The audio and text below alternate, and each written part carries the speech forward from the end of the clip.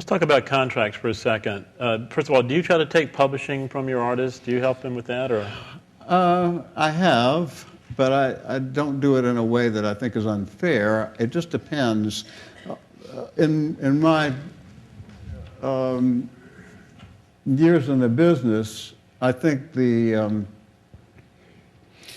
knowledge of publishing and protecting your intellectual property has really grown amongst musicians, and I think that's a good thing.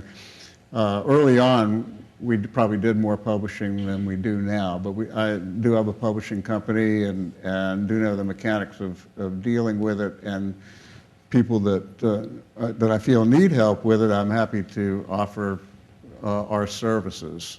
But no, that's not a mandatory thing. It used to be a mandatory thing with a lot of labels.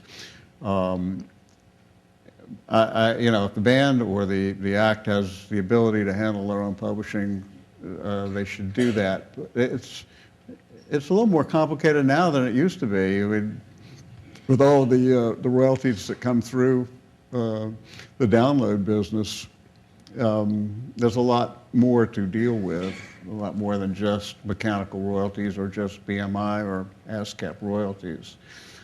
But our contracts tend to be more favorable with respect to artist royalties and less favorable than bigger companies on advances and production budgets. There's only so much we can afford, so we try to make up by giving the artist a really good break on royalties. What's an average budget for you? Recording budget. Recording, usually somewhere between 10 and 50,000. 10 and 50,000? Yeah, but I'd say it would average out more closer to 15 to 20, somewhere in there. Do you ask artists to sign multi-term contracts? We try, yes, and we weren't able to do that with your act, you know. Hey, it wasn't my fault. We signed John's act with Derek Truck's band, but it was only a one-off deal. And fortunately, the album is still selling after, almost 10 years. Yeah. But it's important to the label to be able to sign a multi-record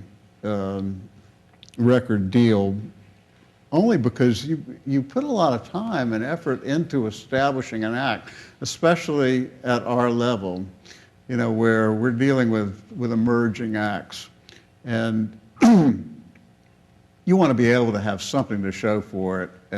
Obviously, the more money you put up, the more you should get with respect to rights and number of albums. But we usually shoot try to get at least 3 out of people. These are option. Yeah, I mean, yes. Yeah. And so, you have a controlled composition clause, you try to limit your mechanical royalties? Yes, we do. What is it? The 10 times 3/4 minimum stat? Usually 12 times 3/4.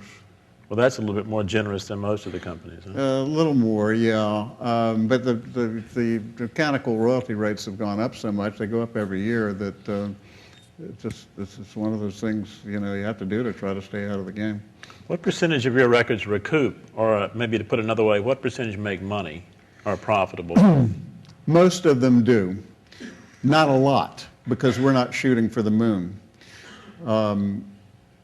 If we're spending $500,000 on a record, we have a very tough time recouping, and most records don't recoup. Most records don't sell. I'm not sure of the exact statistics, but at the last industry conference I went to, I heard something to the effect that 71% of all the albums that came out last year sold less than 1,000 copies.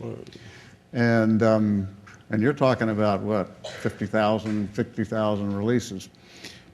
But over the years, we have learned that to get a good idea of what the band's potential is, to gear our production and marketing budgets around that potential, and